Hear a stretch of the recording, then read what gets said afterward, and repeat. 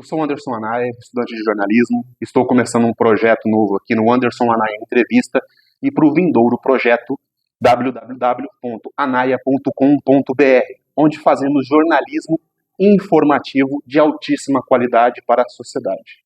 O autismo é um tema emergente e que nunca esteve tão em alta. E estou agora começando uma série onde entrevistarei uma série de mães e pais e famílias atípicas para desmistificarmos algumas questões ligadas ao autismo. E hoje eu estou aqui com a Liliane Nunes, 40 anos, ela é empresária do ramo do neuromarketing, ela também é profissional de educação física, primeira graduação, e não menos importante do que isso, é uma mãe atípica. Não é, Liliane? Exatamente. Se apresente, por favor. Meu nome é Liliane, tenho 40 anos, sou mãe do Eduardo e da Larissa. A Larissa tem 14 anos e o Eduardo tem 7 anos atualmente.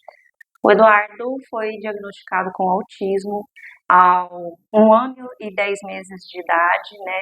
Eu comecei a desconfiar do autismo com 1 ano e 8, e aí fui buscando informação, fizemos todo o procedimento, entramos com o médico, exames, em retorno neurológico, e aí foi diagnosticado. Então, desde 1 ano e 10 meses, a gente tem travado essa nova batalha, esse novo mundo, que é o autismo.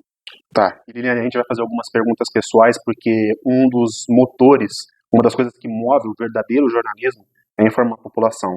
E nós sabemos que nós estamos longe ainda de uma sociedade realmente inclusiva. E o papel do bom jornalismo, de vocês, mães atípicas, é levar essa boa informação. Como que é a rotina com o seu filho e a rotina de uma mãe atípica? É uma rotina extremamente cansativa, né, Anderson? Porque enquanto a gente olha outras mães, às vezes, levando essa criança para um futebol, para um inglês, a gente está levando o nosso filho para as terapias. E não são poucas terapias, né? Meu filho faz hoje em torno de 38 horas semanais de terapia. É uma carga bem puxada, é quase uma carga normal de trabalho, onde ele trabalha toda a parte de TO, fono, porque o meu filho, ele é não verbal, né, ele fala, porém ele não tem fala funcional e por isso ele é considerado não verbal. Então a gente faz a fono, faz TO, ele faz integração sensorial porque ele tem algumas questões sensoriais que atrapalham o dia a dia dele, e principalmente o psicólogo ABA, que essa é a principal terapia que ele faz, é a terapia que ocupa a maior carga horária dele, porque também é a terapia onde eu posso dizer que treina a criança, né? Porque o autista, ele não tem um filtro social, ele tem muita dificuldade em entender certas questões sociais que a gente tem no cotidiano. Por exemplo? Por exemplo, ele não consegue compreender porque num casamento a gente usa terno e porque na praia a gente usa biquíni, né? Que eu dei 2 exemplos muito extremos, mas assim, se ele não se sente confortável, o lógico para uma pessoa autista é usar a roupa que esteja mais confortável. Então, eles não entendem que existem algumas etiquetas sociais que a gente precisa seguir e que essas etiquetas podem ser desconfortáveis. E aí, nesse sentido, eles precisam, né, ser ensinados a conviver nessa sociedade. Um bom exemplo disso, e é onde a gente tem muito problema, principalmente quando estamos na rua, é que com frequência a criança autista, quando ela está desregulada, ela grita, né? Bota a mão no ouvido e grita, e esse desconforto ele pode ser oriundo de diversas fontes. Isso tem alguma relação com a hipersensibilidade? Às vezes sim, às vezes não, aí vai depender muito da criança. É por isso que a gente chama de espectro autista, né? Ele é muito amplo, então não dá pra gente pegar cada indivíduo autista e colocar todos dentro da mesma bolha. Então, cada criança, cada indivíduo, e falando dos adultos também, vai ter uma peculiaridade. Então, às vezes, esse movimento é só porque ele traz um conforto, às vezes é porque existe uma sensibilidade. Tá? Então, a gente não pode afirmar que é somente por conta da sensibilidade auditiva, mas ela acontece em boa parte deles.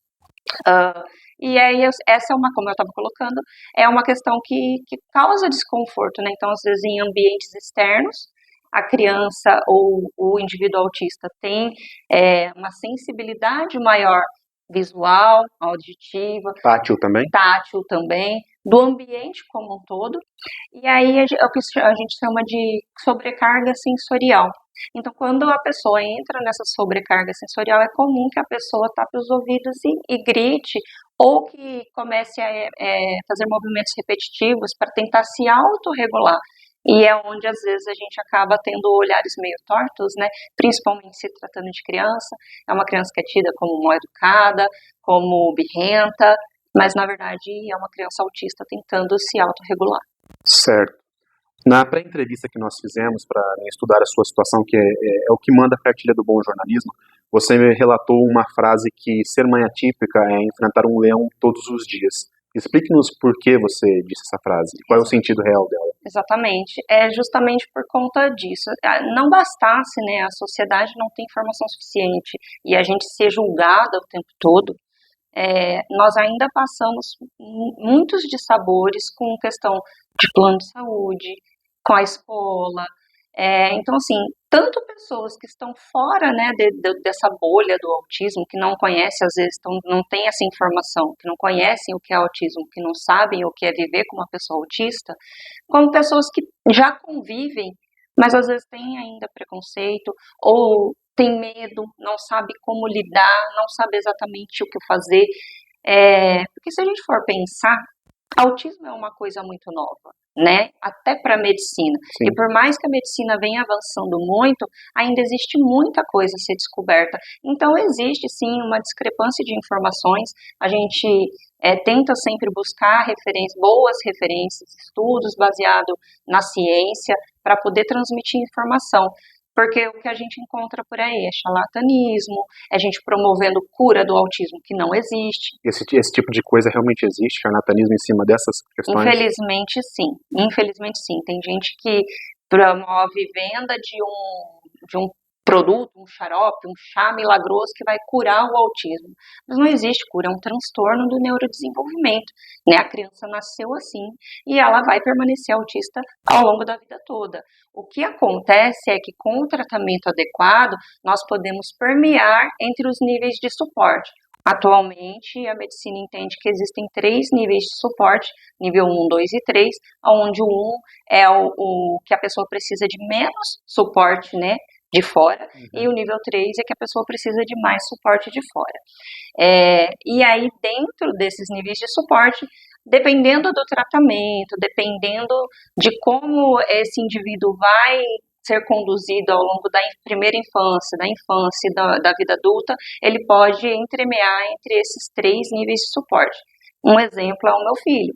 Ele estava no nível 2 de suporte, ele permeou para o nível 3, então atualmente ele fica entre o 3 e 2. Ele progride e regride. A gente como se fosse eu enquanto leigo, não sou dessa área, é como se fosse uma espécie de ondulação. Exato. Então, assim, mesmo quando a gente recebe um diagnóstico e que o profissional nos diz, olha, ele é nível 2, não significa que ele vai ficar nível 2 para sempre.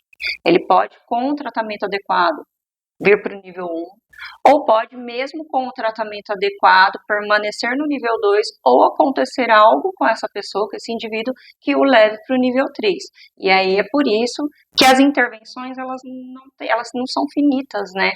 E esse é um dos grandes desafios que a gente passa, por exemplo, com o plano de saúde, porque aí o plano de saúde tenta nos limitar em questão de terapia, limitar o horário de terapia, limitar a quantidade.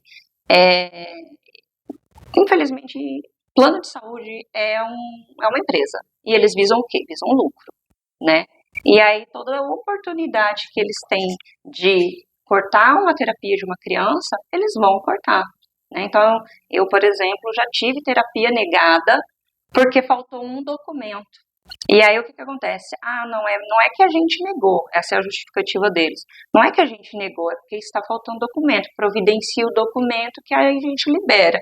Só que o tempo que leva para providenciar tal documento, o meu filho já perdeu aí 1, 2 semanas de terapia.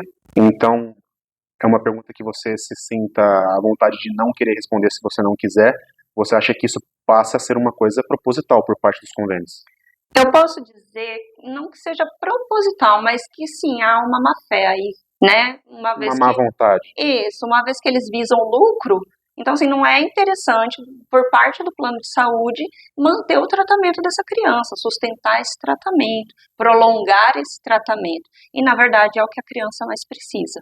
Então, eu entendo, sim, como se tudo que a gente puder jogar para frente, vamos jogar. Porque a legislação hoje nos protege. Mas até isso, também antigamente, quando a gente não tinha legislação, isso não acontecia. Então hoje eles protelam, hoje eles jogam para frente. Mas antigamente simplesmente negavam e a gente tinha que recorrer a vias judiciais. Acaba que, isso é uma pergunta importante.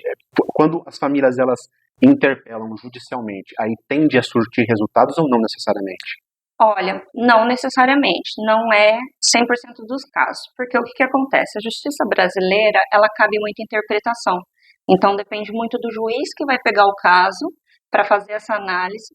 Normalmente, eu vou dizer aí que em 85 a 90% dos casos, eles dão parecer favorável à família. Mas então um saldo levemente positivo. Sim, levemente positivo, mas acontece de ter casos onde eles entendem que não. E mesmo sendo esse numericamente positivo, para as pessoas saberem, né, porque as pessoas precisam se informar, tende a ser um processo demorado? Sim, como tudo no Brasil, é bem dispendioso, por mais que a gente, e aí depende muito do advogado, mas por mais que a gente entre em caráter de urgência, que a gente reivindique a questão né, porque antes de responder, eu preciso fazer uma colocação Sem muito problema importante. Para a criança autista, é extremamente importante o tempo. Então, quanto mais cedo for feita essa intervenção, melhor.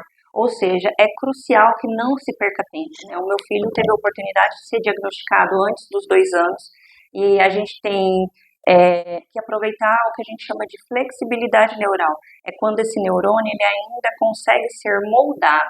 Dos 7 anos em diante, esse neurônio ele perde essa flexibilidade e aí a gente começa a ter um pouco mais de resistência até no tratamento. Então isso é extremamente importante. Cada segundo conta. E quando a gente fala de um plano de saúde que está negando um tratamento, cada dia conta, cada hora conta. Porque um dia que essa criança não faz a terapia pode fazer toda a diferença para o resto da vida dela. Né? Então, quando eu falo que demora, porque eu já vi processos que demoram aí cerca de 3 meses, mas eu já vi processos que levam 1 ano para sair. É muito tempo. Essa criança não tem esse tempo. Esse indivíduo não tem esse tempo. Né? A gente está falando de saúde global e a gente está falando de um transtorno do neurodesenvolvimento. A gente precisa aproveitar o quanto mais cedo essa criança for tratada, melhor. Né? Então a gente perde muito. E quem perde, infelizmente, sempre é a criança. Liliane, e nós temos uma situação um tanto quanto delicada e também sinta-se à vontade a não querer responder se você não quiser. A gente deixa os convidados aqui, independente da temática no meu programa, eu deixo eles o mais à vontade possível.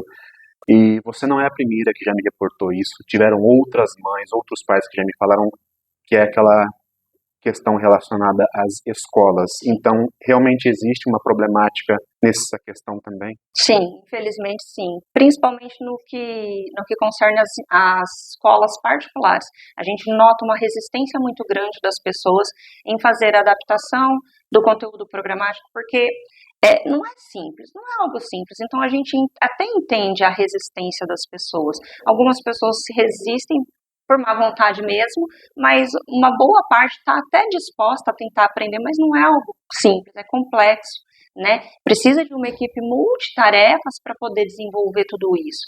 Então, assim, não é simplesmente eu pegar o alfabeto e desenhar ele para criança autista. Não é isso que é a adaptação curricular. A adaptação curricular envolve você entender essa criança e preparar o material de acordo com as capacidades que essa criança já apresenta para que a gente consiga dar andamento no aprendizado. É como se fosse uma adaptação pedagógica. Exatamente.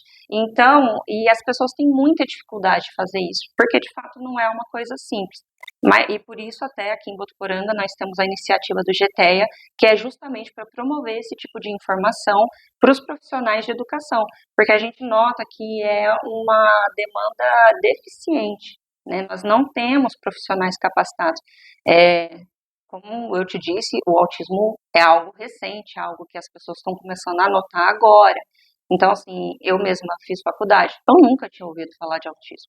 Os professores que estão fazendo pedagogia hoje, graças a Deus, já estão ouvindo, mas as professoras que estão no mercado, que estão formadas aí há 10 anos, elas não têm, nem sabem. Vocês, enquanto mães, vocês percebem um déficit de atualização. Exatamente. E aí, parte de nós, né, da iniciativa das famílias, capacitar esses profissionais, capacitar essas pessoas para que elas possam atender os nossos filhos, porque infelizmente a gente não vai estar com eles o tempo todo da vida, né?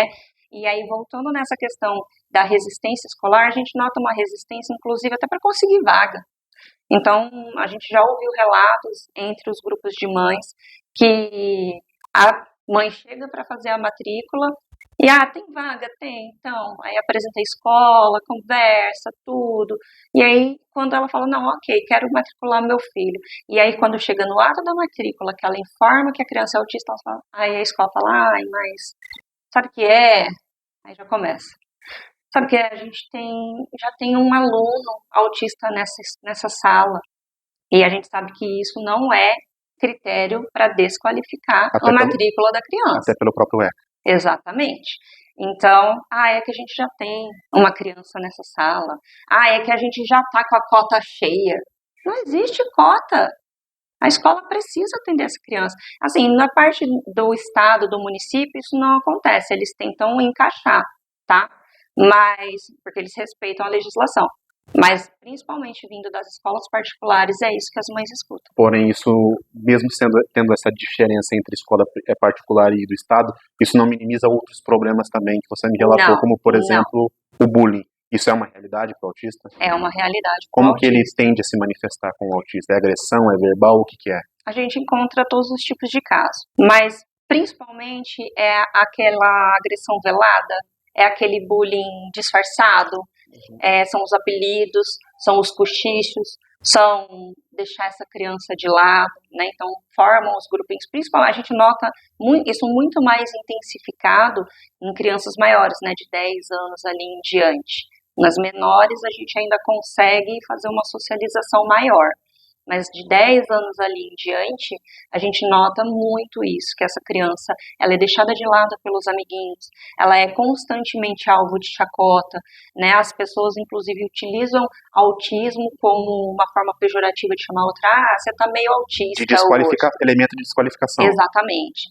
Então, todo esse tipo de capacitismo acontece, mesmo em crianças, por exemplo, com nível 1 de suporte. São crianças que têm boa comunicação, têm um bom desempenho escolar, mas acaba que por conta das estereotipias ou por alguma outra questão que é característica do autismo, essa criança acaba sendo julgada e deixada de lado. E agora vem uma pergunta um tanto quanto delicada, você fale se quiser também. Crianças praticando bullying com outras crianças jamais deveria ser algo aceito e tolerável, mas criança é criança, elas estão exercendo o seu direito de serem imaturas. Mas isso acontece por parte dos pais também? Eu tenho certeza que cada criança, ela replica o que ela faz em casa, né? O que ela vê em casa. Você acha que pode ser um fator causal, sim, causal? A gente entende que se a família tem esse tipo de comportamento, a criança vai ver aquilo, o macaco vê, macaco faz, né? Sim. A criança vai ver aquilo, ela vai replicar, porque no entendimento dela, se os meus pais fazem, é porque é normal, ou é não, aceitável. Ou se não vê como um problema, tá tudo bem. Exatamente. Então, assim, falta também, e eu entendo alguns casos, poucos, tá? Que fique bem claro. Alguns casos de capacitismo, porque começou-se a falar sobre isso recentemente também. É uma coisa tida como natural na nossa sociedade a gente desqualificar o outro com nomes pejorativos, né? E isso acontece e todo mundo faz. Todo mundo faz, eu me incluo nisso. A gente faz isso. É algo que é do nosso cotidiano e é uma prática que nós executamos. Então, assim, algumas questões, eu mesma tive dúvida no começo. Eu falava assim, gente, por que isso é capacitismo? Me explica, eu quero entender.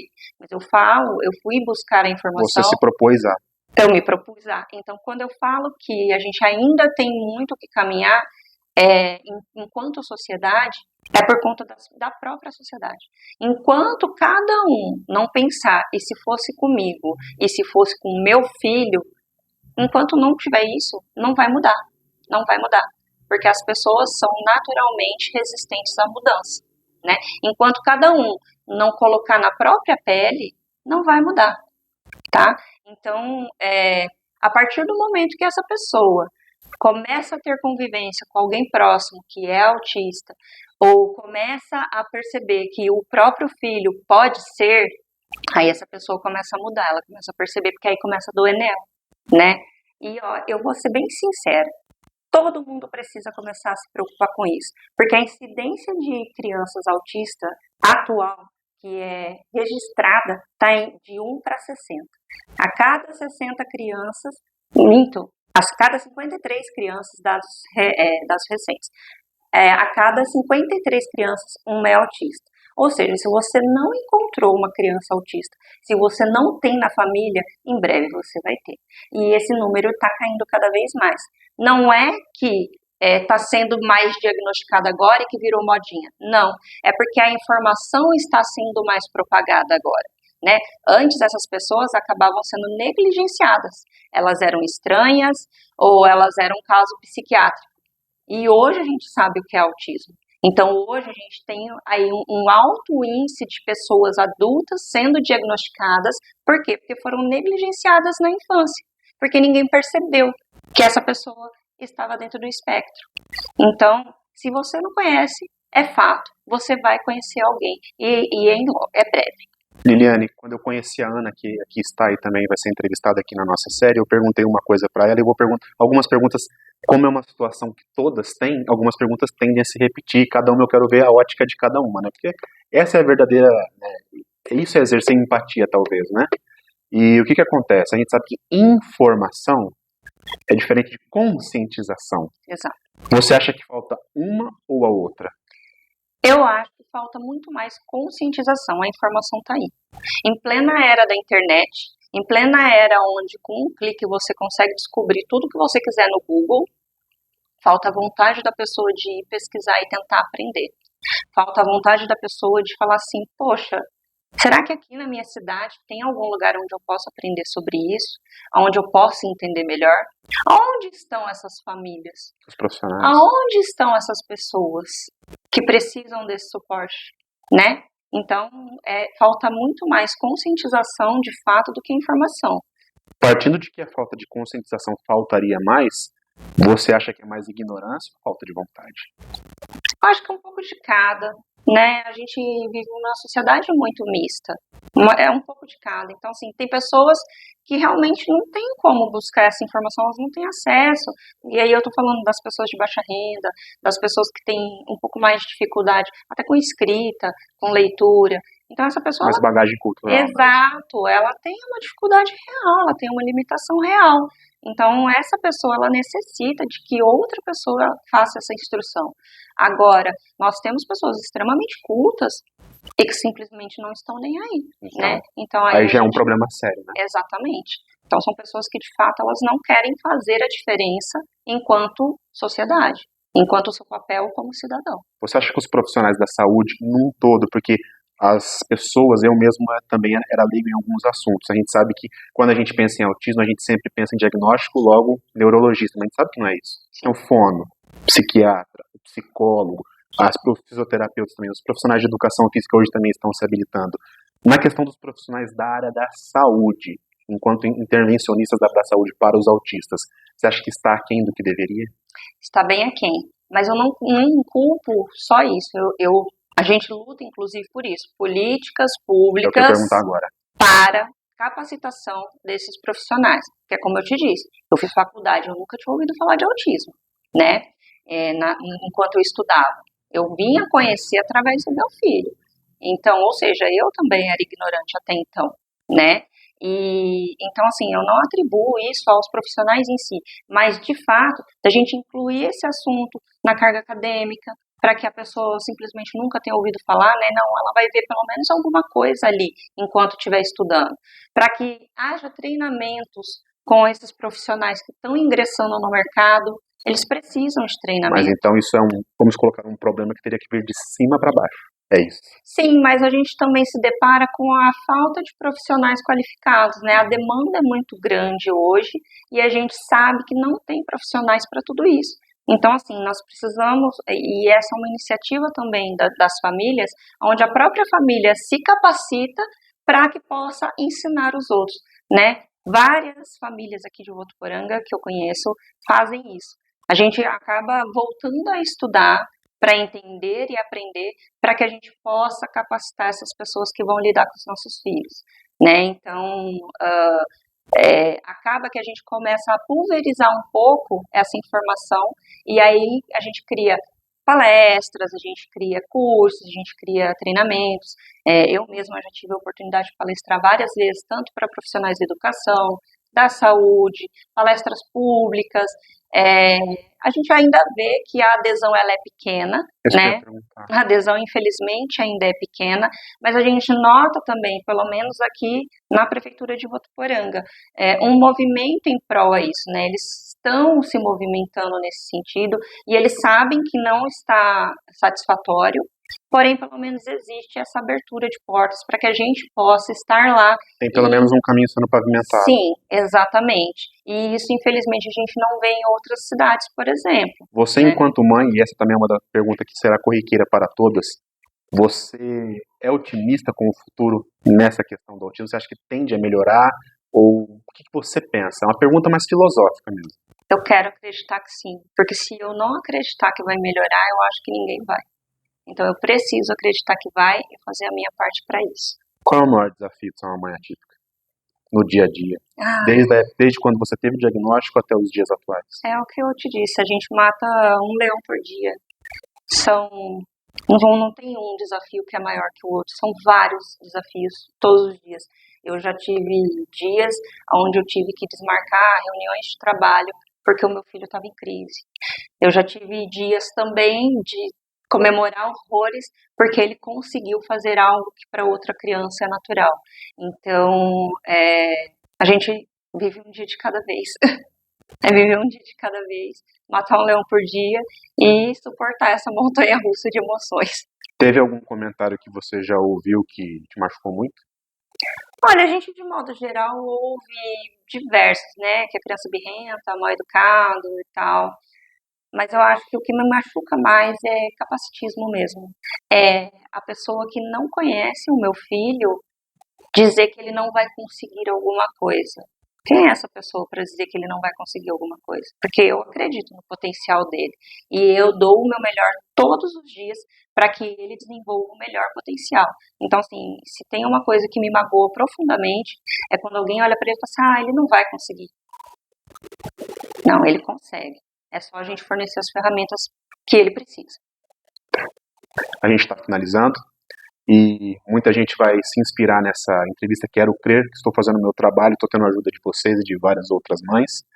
E eu queria que você olhasse para a câmera e desse um recado para os outros pais e mães que de repente não são tão esclarecidos quanto você, quanto a Ana, enquanto outras pessoas, ou que não têm o mesmo grau de informação, ou que descobriram recentemente, e que você falasse e desse algum conselho para eles, mas ia pedir para você tirar isso do fundo do teu coração. Você tem todo o tempo do mundo. Obrigada. O que eu quero dizer para você, principalmente você que recebeu o diagnóstico agora, a gente tem uma fase de luto e isso é normal, mas o diagnóstico não é o fim, o diagnóstico é o começo, né? Então, assim, é como se você viajasse para outro país e nesse outro país tem toda uma cultura nova para você aprender. Vai ser fácil? Não vai ser fácil, mas busque informação. Informação salva vidas, informação vai fazer com que você possa, todos os dias, oferecer o melhor para você, para o seu filho, para a sua família, tá? Então, assim, busque informação de qualidade, busque uma rede de apoio, outras famílias que passam pelo mesmo, porque vai ter dias que vai ser extremamente difícil e você vai querer chorar e vai querer desistir. E se você tem alguém que entende a tua dor, isso facilita muito, porque isso faz com que você acorde no outro dia e continue tentando. Então, busquem informação, se informem, aprendam, se capacitem e não aceitem qualquer coisa, não aceitem que os outros menosprezem o filho de vocês. Eles são capazes, eles podem, né? Eles têm limitações, sim, mas eles conseguem. Dentro dessas limitações, a gente consegue extrair o máximo potencial. É isso aí. Liane. Muito obrigado. Obrigada. Todo sucesso do mundo para você, para o seu filho, para sua família. E vamos caminhar aí para um mundo melhor. Tá bom? É isso aí. Obrigada pela pesquisa. Eu que Isso é agradeço. extremamente importante para a nossa comunidade e para a sociedade como um todo.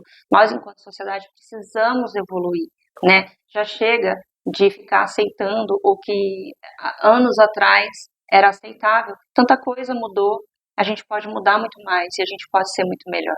Então, obrigada por esse trabalho. Eu que agradeço. A gente volta, finalizamos aqui. Continuamos com a série Um Mundo Especial, série sobre famílias atípicas. Um forte abraço. Anderson Anaia Entrevista, vindouro portal www.anaia.com.br. Tchau, tchau.